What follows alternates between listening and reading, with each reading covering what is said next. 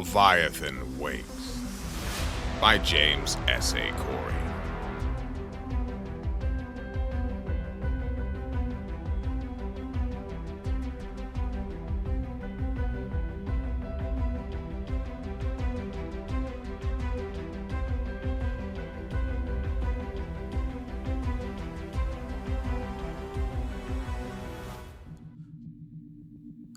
The Scompuli had been taken 8 days ago, and Julia Mao was finally ready to be shot. It had taken all 8 days trapped in a storage locker for her to get to that point. For the first 2, she'd remained motionless, sure that the armored men who'd put her there had been serious. For the first few hours, the ship she'd been taken aboard wasn't under thrust. So she floated in the locker, using gentle touches to keep herself from bumping into the walls or the atmosphere suit she shared the space with. When the ship began to move, thrust giving her weight, she stood silently until her legs cramped, then sat down slowly into the fetal position. She'd peed in her jumpsuit, not caring about the warm, itchy wetness or the smell, worrying only that she might slip and fall in the wet spot it left on the floor. She couldn't make noise. They'd shoot her. On the 3rd day, thirst had forced her into action. The noise of the ship was all around her, the faint subsonic rumble of the reactor in drive, the constant hiss and thud of hydraulics and steel bolts as pressure doors between decks opened and closed. The clump of heavy boots walking on metal decking. She waited until all the noise she could hear sounded distant, then pulled the environment suit off its hooks and onto the locker floor. Listening for any approaching sounds, she slowly disassembled the suit and took out the water supply. It was old and stale. The suit obviously hadn't been used or serviced in ages. But she hadn't had a sip in 2 days, and the warm, loomy water in the suit's reservoir bag was the best thing she had ever tasted. She had to work hard not to gulp it down and make herself vomit. When the urge to urinate returned, she pulled out the catheter bag out of the suit and relieved herself into it. She sat on the floor, now cushioned by the padded suit, and almost comfortable, and wondered who her captors were. Coalition Navy? Pirates? Something worse? Sometimes she slept. On day 4, isolation, hunger, boredom, and the diminishing number of places to store her piss finally pushed her to make contact. She'd heard muffled cries of pain somewhere nearby. Ouch! Her shipmates were being beaten or tortured. If she got the attention of the kidnappers, maybe they'd just take her to the others. That was okay. Beatings she could handle. It seemed like a small price to pay if it meant seeing people again. The locker sat beside the inner airlock door.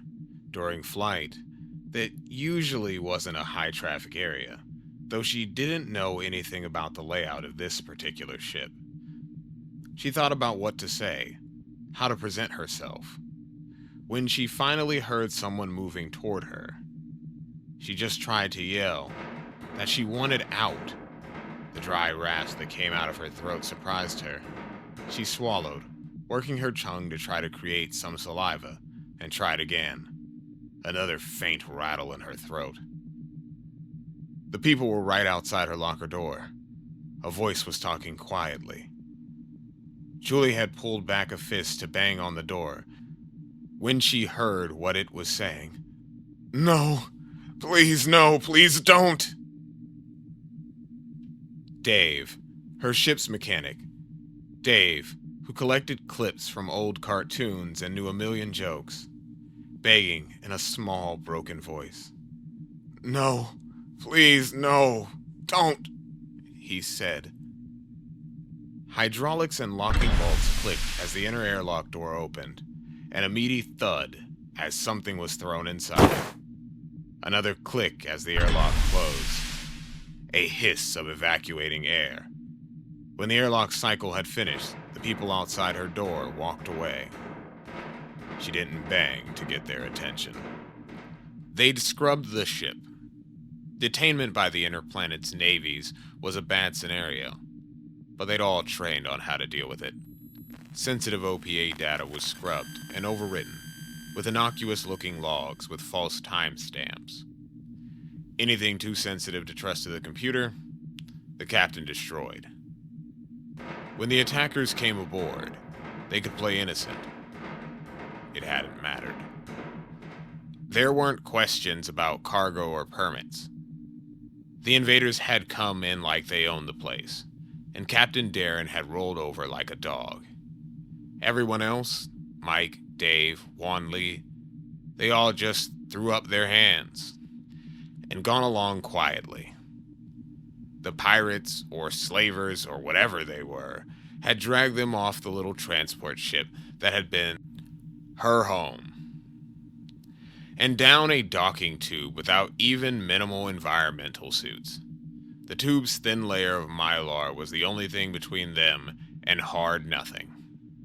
Hope it didn't rip. Goodbye, lungs, if it did. Julie had gone along too, but then the bastards had tried to lay their hands on her. Strip her clothes off. 5 years of low-gravity jiu-jitsu training, and them in confined spaces with no gravity, she'd done a lot of damage. She'd almost started to think she might win, when from nowhere, a gauntleted fish smashed into her face. Things got fuzzy after that. Then the locker, and shoot her if she makes a noise. Days of not making noise while they beat her friends down below, and then threw one of them out an airlock. After 6 days, everything went quiet, shifting between bouts of consciousness and fragmented dreams. She was only vaguely aware as the sounds of walking, talking, and pressure doors, and the subsonic rumble of the reactor and drive fade away, little at a time.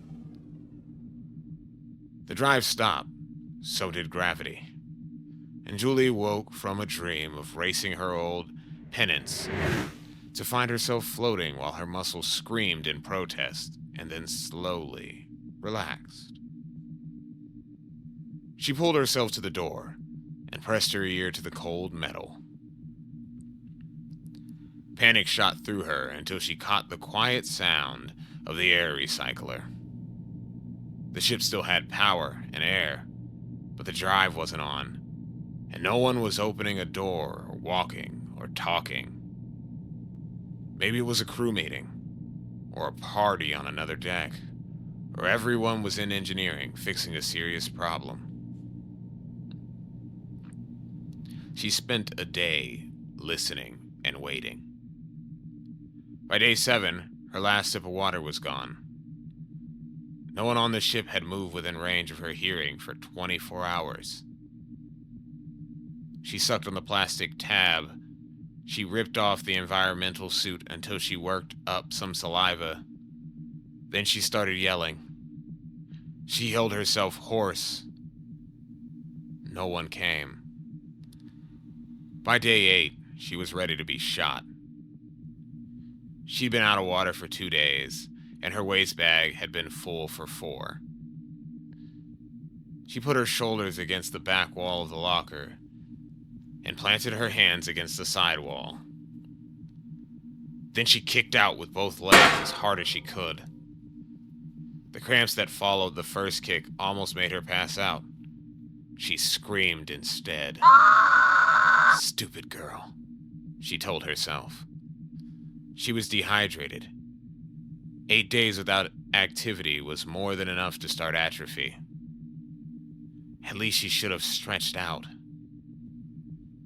She massaged her stiff muscles until the knots were gone, then stretched, focusing her mind like she was back in dojo.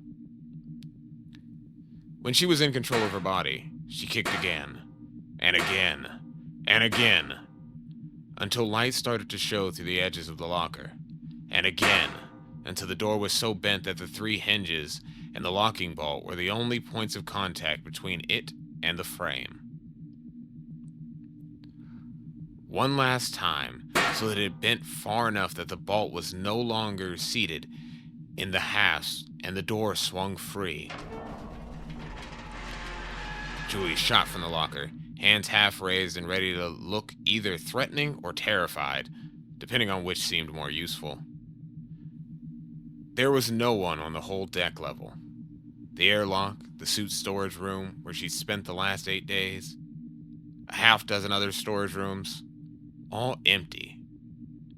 She plucked a magnetized pipe wrench of suitable size for skull cracking out of an EVA kit, then went down the crew ladder to the deck below, and then the one below that, and then the one below that. Personal cabins in crisp, almost military order. Commissary, where there were signs of struggle. Medical bay, empty. Torpedo bay, no one. The comm station was unmanned, powered down and locked. The few sensors logs that still streamed showed no signs of the scopuli. A new dread knotted her gut. Deck after deck, and room after room. Empty of life. Something had happened. A radiation leak, poison in the air. Something had forced an evacuation. She wondered if she'd be able to fly the ship by herself. But if they'd evacuated, she'd have heard them going out the airlock, wouldn't she? She reached the final deck hatch, the one that led into engineering, and stopped when the hatch didn't open automatically. A red light on the lock panel showed that the room had been sealed from the inside. She thought again about the radiation and major failures. But if either of those was the case, why lock the door from the inside? And she had passed wall panel after wall panel. None of them had been flashing warnings of any kind. No, not radiation. Something else. There was more disruption here. Blood, tools, and containers in disarray. Whatever happened, it happened here. No, it had started here, and it had ended behind that locked door. It took 2 hours with the torch and prying tools from the machine shop to cut through the hatch to engineering. With the hydraulics compromised, she had to crank it open by hand. A gust of warm, wet air blew out, carrying a hospital scent without the antiseptic. A coppery, nauseating smell. The torture chamber. Then, her friends would be inside, beaten or cut to pieces. Julie hefted her wrench and prepared to bust open at least one head before they killed her.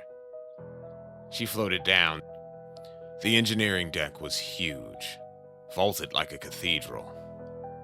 The fusion reactor dominated the center space. Something was wrong with it.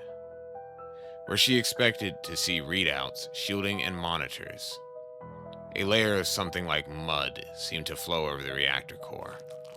Slowly, Julie floated towards it, one hand still on the ladder. The strange smell became overpowering. The mud caked around the reactor had structure to it, like nothing she'd seen before. Tubes ran through it like veins or airways. Parts of it pulsed, not mud. Flesh. An outcropping of the thing shifted towards her. Compared to the whole, it seemed no larger than a toe, a little finger. It was Captain Darren's head. "Help me," it said.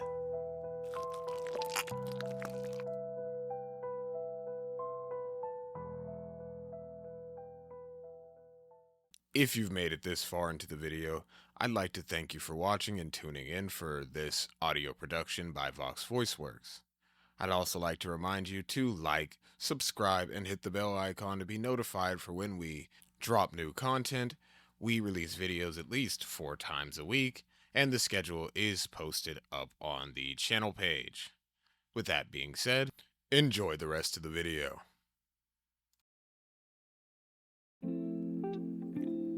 So, the review. So I'm going into this blind. I really wasn't into the Expanse nor much of any of this book. I hadn't read it prior to doing the reading other than a once or twice over, so I could get a feel for it, so I could go in unbiased and without any kind of preconceived notions. So Leviathan Wakes kicks off things really intense.